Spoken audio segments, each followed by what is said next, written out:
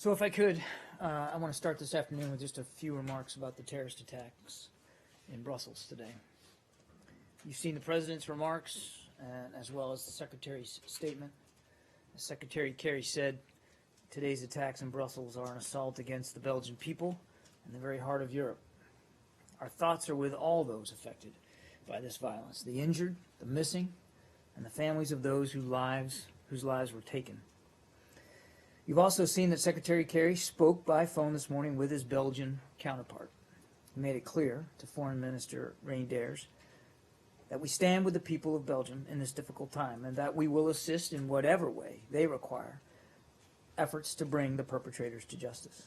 He also praised the courage and skill of Belgian first responders, many of whom are still on the job right now. We've seen claims by Daesh that they were responsible for these attacks. We cannot confirm the veracity of those claims, though clearly we believe that this terrorist group remains capable of this sort of depravity. It's important, we believe, to let investigators do their work and let the facts take them where they may. Our embassy in Brussels continues to make every effort to account for the welfare of U.S. citizens in the city, including all government personnel. That work is ongoing. We know that a number of U.S. citizens were injured in the attacks, but we do not have an accurate figure right now. We do not know of any U.S. deaths at this point. I would note that it is still early on and that the situation is understandably still fluid and still uncertain. When we have more information that we can speak to, we will. At this time, however, we have asked all U.S. citizens in Brussels who can to shelter in place, avoid all public transportation, and contact their loved ones as best they're able. We're also asking U.S. citizens there to follow the instructions of local authorities and monitor the media for further developments. Today reminds us, all too sadly, of the threat still posed by terrorists around the world, but it also underscores our commitment to and with our allies and partners to defeating these groups and their hateful ideology. Now on to the case of Nadia Savchenko. I think you may have seen the statement that we just put out, but if not, I'd like to repeat it here.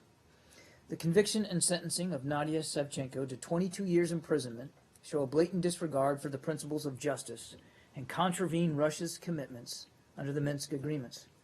For nearly 2 years, Russia has unjustly detained Savchenko on charges that have no basis in fact, and has denied her the basic protections of the rule of law. She has reportedly endured interrogation, solitary confinement, and forced psychiatric evaluation. Nadia Savchenko deserves to go home to her family and friends and to join her colleagues in the Rada in building a better future for their country. We reiterate our call on Russia to immediately release Nadia Savchenko and other unlawfully detained people. With that, Matt. Let's start with Brussels. I realize that you don't have a full or complete count of Americans injured, but how many do you know of at least? Yeah, I'm going to avoid giving a specific number because the number... Yeah. Why can't you just say the number that you have confirmed and qualify it by saying it's incomplete and it could rise?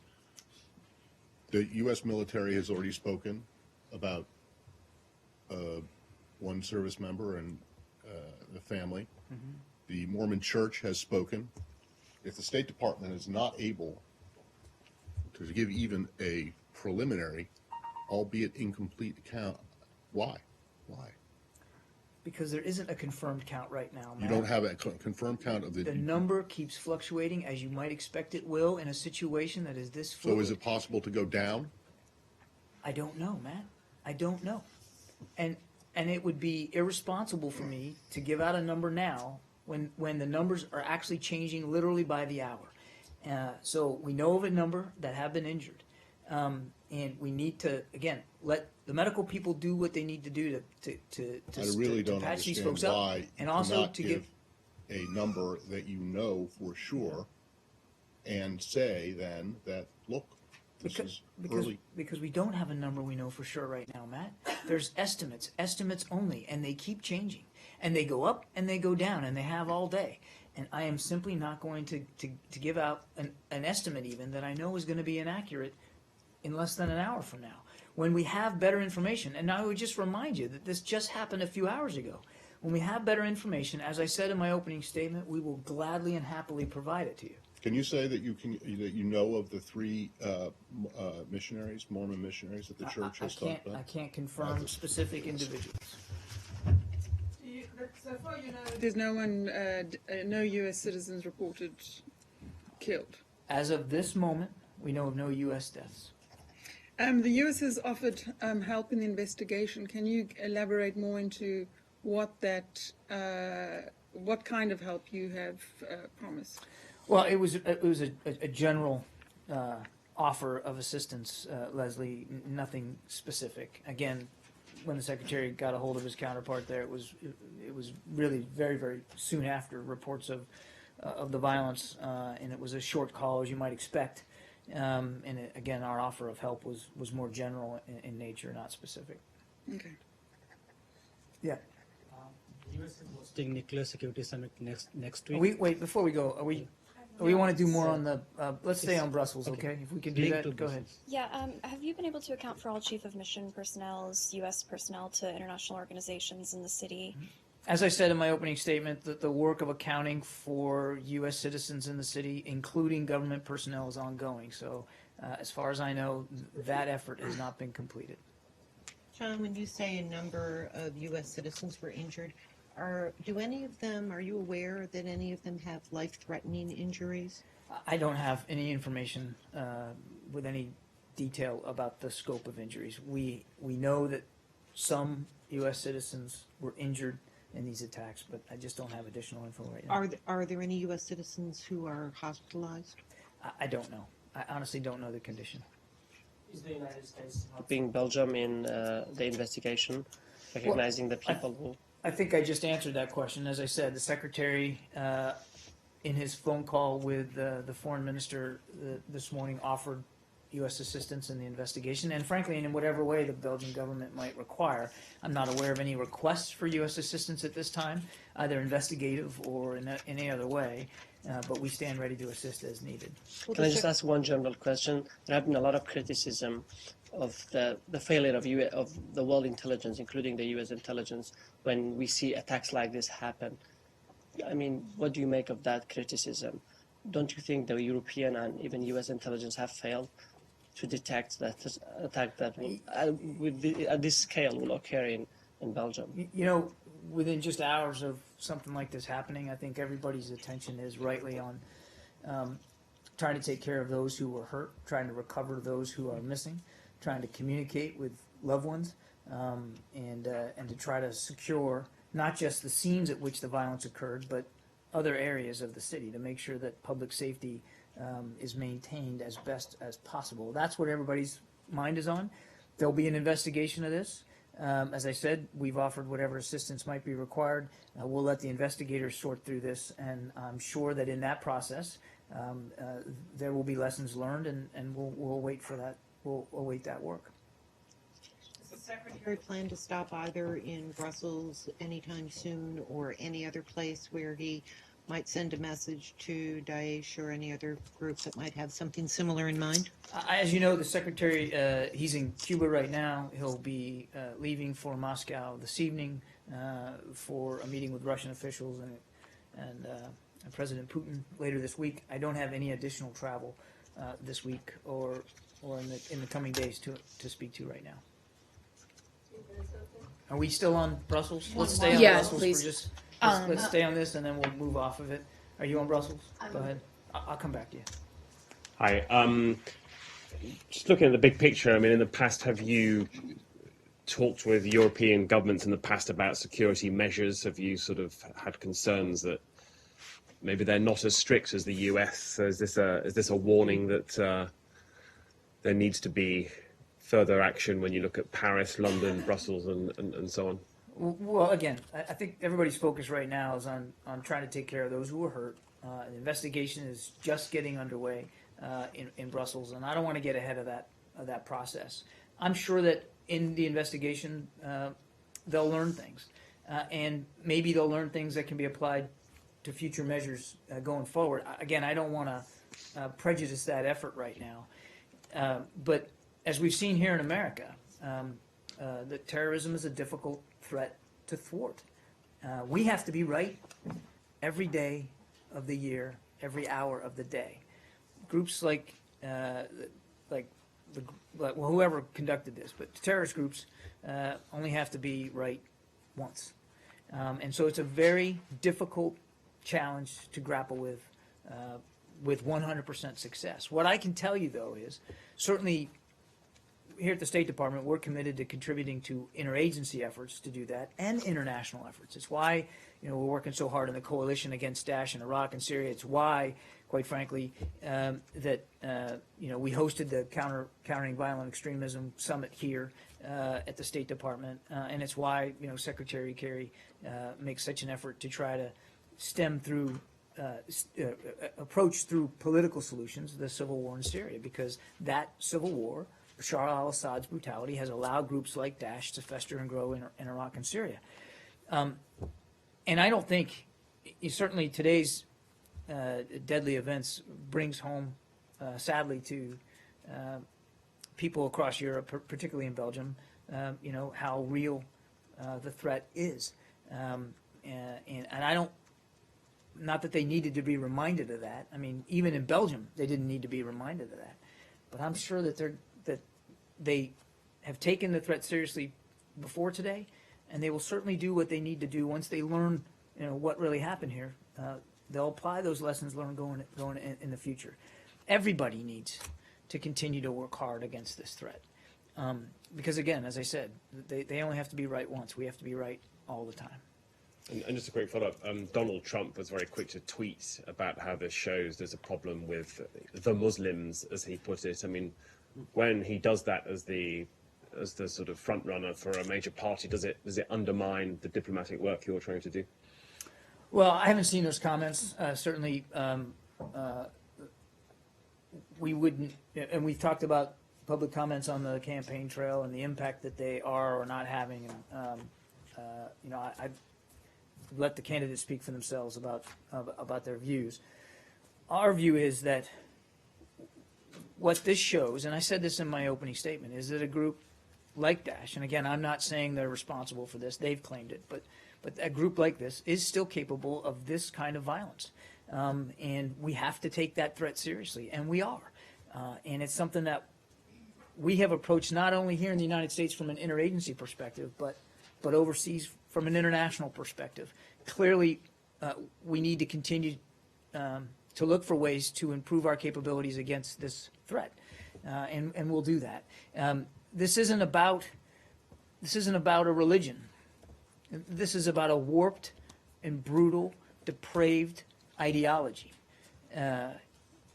that continues to be attractive to a small number of people in the Muslim faith, radicals and extremists, and we don't believe that it is, it's indicative of any way of the Muslim faith or the people who practice Islam as a religion.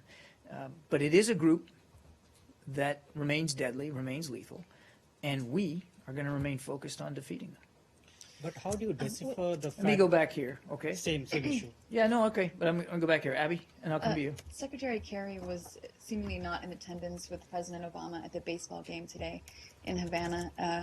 Can you say whether or not he originally intended to accompany the president? Has his schedule changed, or has he left?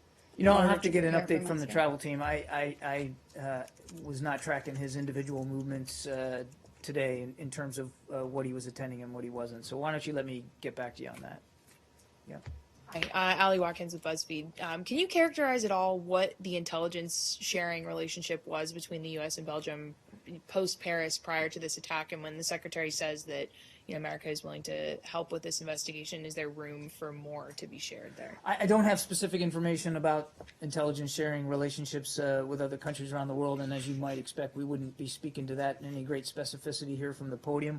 We do have a very strong, close relationship with Belgian authorities, and there is information shared between our two governments, as well as I'm sure with other governments in Europe as well, in terms of their coordination with Belgium. But I wouldn't speak to the details of that. And your second question was, do we think there needs to be a change in that relationship, or Is there room for more to be shared? Well, I mean, I think again we need to let the investigators do their work and kind of figure out what happened here before we can say definitively that that process A needs to change or procedure B needs to be upgraded. I think we're going to obviously offer whatever assistance that they might require for this. And again, I know of no request right now for U.S. help. But I think it's important to let them do their jobs, figure out what happened here. And then if there are gaps and seams that need to be closed or things that need to be done better, well then, certainly the United States would be solidly behind supporting whatever efforts come out of this. Clearly, these individuals were able to visit this kind of violence on innocent people and going to work or traveling. So we need to figure out what happened here, how this could have occurred, and then and only then are we going to be able to try to determine what remedies there might be in the future. Did the U.S. know of any any indications that the U.S. knew of that this attack could take place? I won't get into specific intelligence matters. I know of no specific warnings, but again, I'm reticent to speak about intelligence matters in general. Yes. Yeah. You want to change subjects? Yeah. Okay, we good? All right. Next week, the State Department is hosting Nuclear Security Summit. What impact this Brussels attack would have on Nuclear Security Summit in terms of security measures? Do you have any? How many head of states are coming? Do you have any? Is your question, given Yes. given the fact that these attacks that happened at an airport, are we doing anything additional? I don't. Well, let me put it this way: we obviously take security very, very seriously. I would refer you to DHS for measures that are taken here at home. Some measures, are visible, and some are invisible by design. But I know the United States government takes physical security very, very seriously here in the country. We've also learned through the tragedy of terrorism on our own soil how important that is. I wouldn't speak to specific measures one way or another. What I can say is that we're looking forward to having the Nuclear Security Summit here in Washington, D.C. The Secretary is looking forward to attending and to having opportunities to discuss that very important security issue with counterparts from around the world. So And we're looking forward to would it. terrorism come as a major issue during the talks, during the deliberations next week? Well, one of the things that's always an issue when you're talking about nuclear security is the security of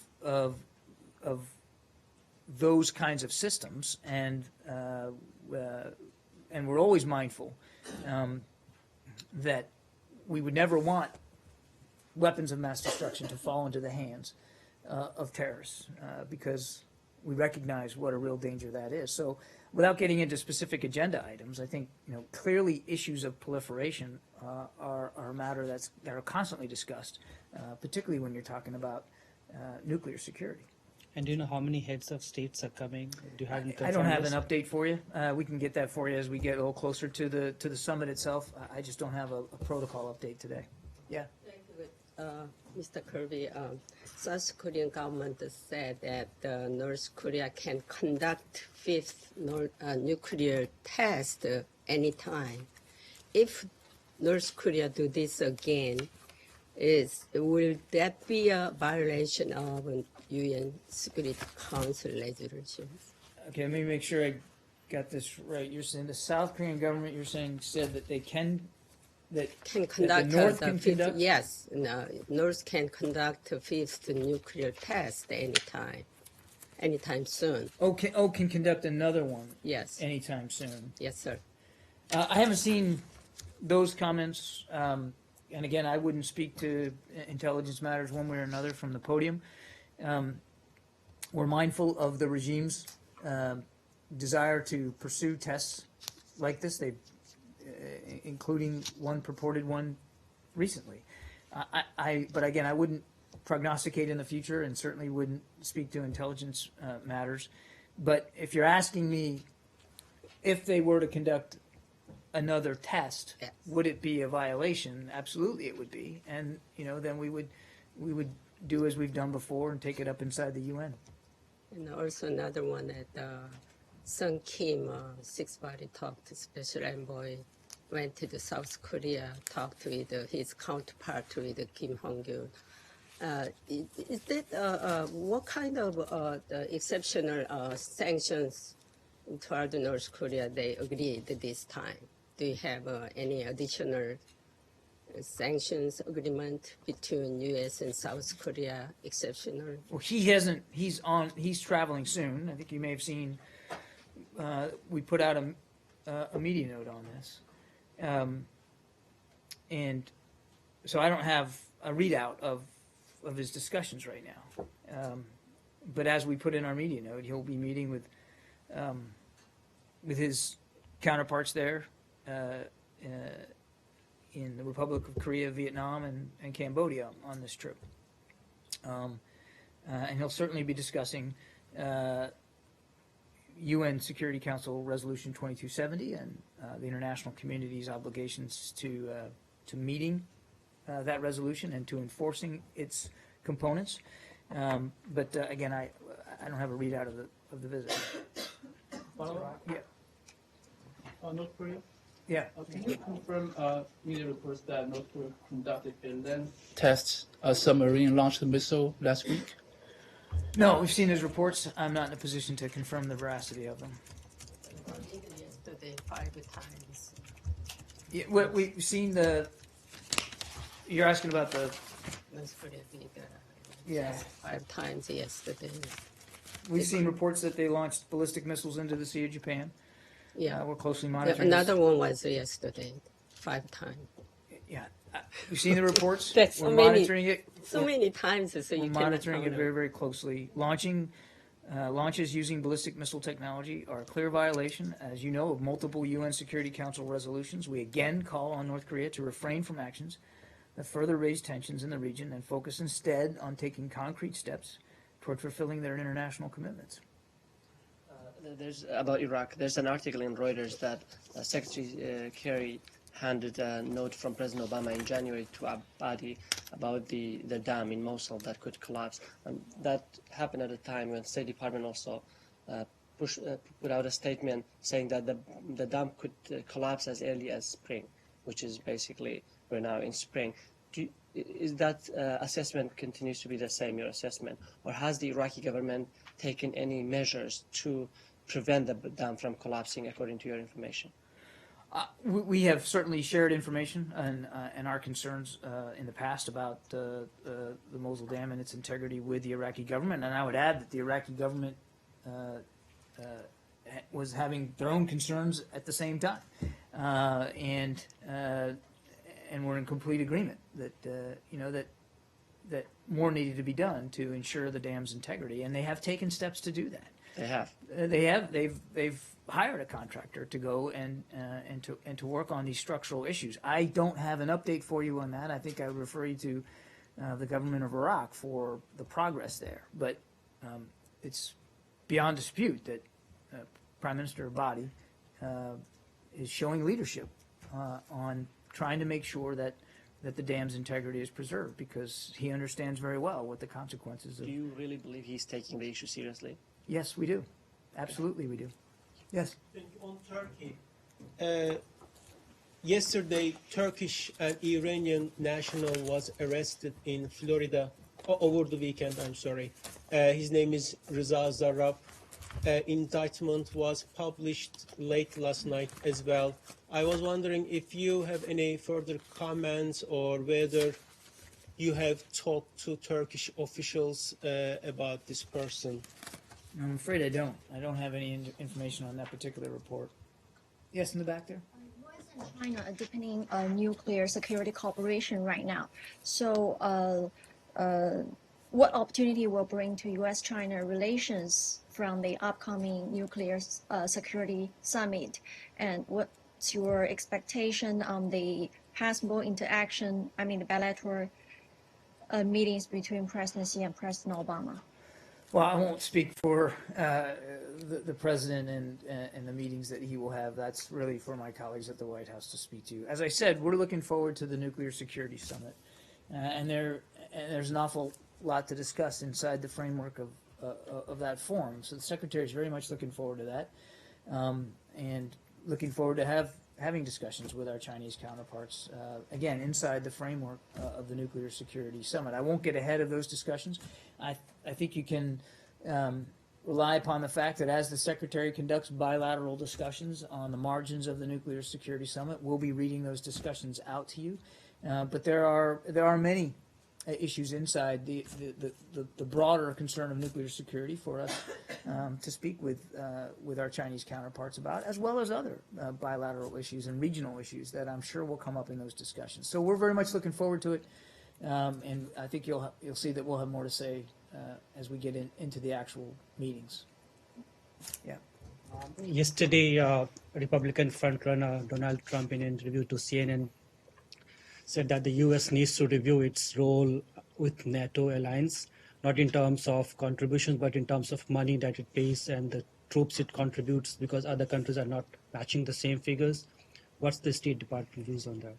I'm not going to get into debating rhetoric by candidates for office. But how important NATO is for the U.S.?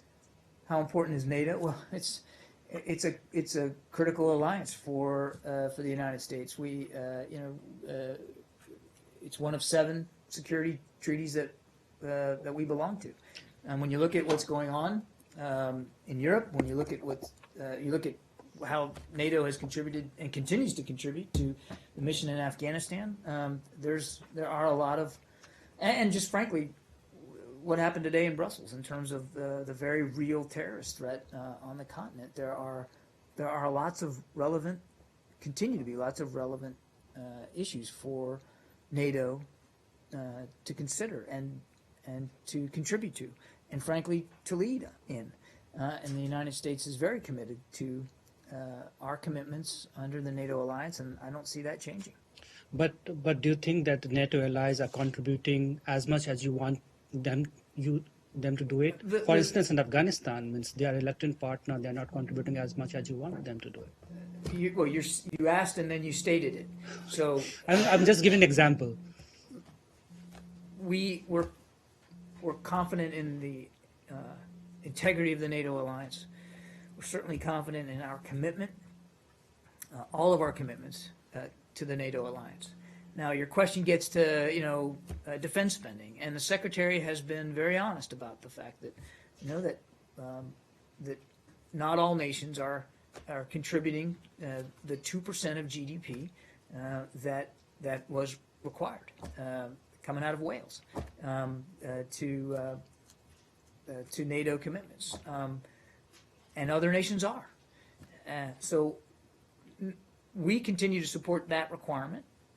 We want to see nations also support that requirement, but we also value the individual skills and capabilities that so many armed forces belonging to NATO bring to the mission. You talked about Afghanistan, and there are small countries that may not be contributing the same number of troops, but they're contributing expertise in terms of police training and other force protection skills that are unique, that they're very good at, and we value that. Okay, I'm going to have to call it there, guys. Thanks very much. Again, as we get more information and we're able to, we will certainly share it. Thank you.